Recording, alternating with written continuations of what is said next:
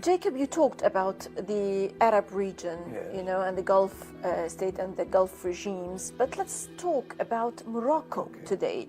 The Holocaust Memorial Site in Morocco's Marrakech Safi region, it was built, it was bulldozed later on and demolished. Why on earth on Morocco land, in Morocco, in Marrakech in particular? How did it start? What was the message and what's the timing of building this kind of memorial site? Malheureusement, le Maroc a une histoire vieille avec le Mossad. Voilà.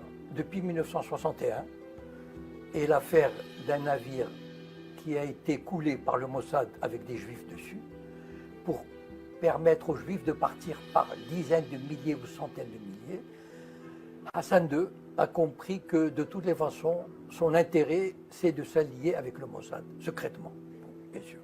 Parce que d'abord, il était tourné vers l'Amérique, vers l'Occident, et il avait besoin du soutien américain. Voilà, c'était un homme de l'Occident. D'accord. Bon.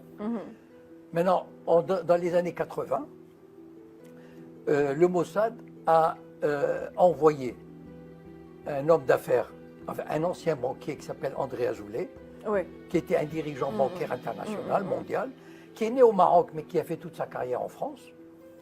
On lui a demandé il a dû avoir des négociations pour retourner au Maroc et servir comme conseiller du roi. Et en 86, il a réussi à faire venir Shimon Peres et Yitzhak Rabin au Maroc de façon officielle. Donc c'était déjà, le Maroc était la porte de pénétration d'Israël dans le monde arabe.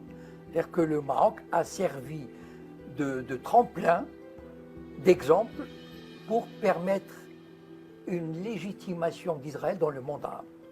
Maintenant, les sionistes voulaient aller plus loin.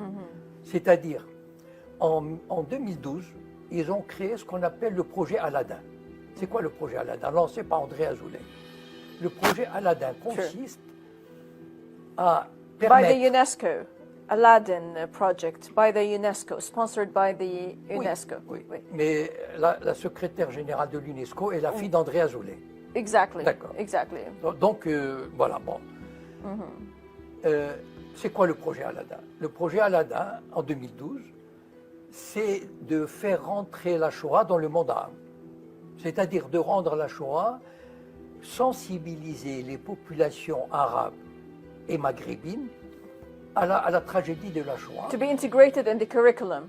Oui, pour que, défense de rire, pour que de telles tragédies ne se renouvellent pas. Bon.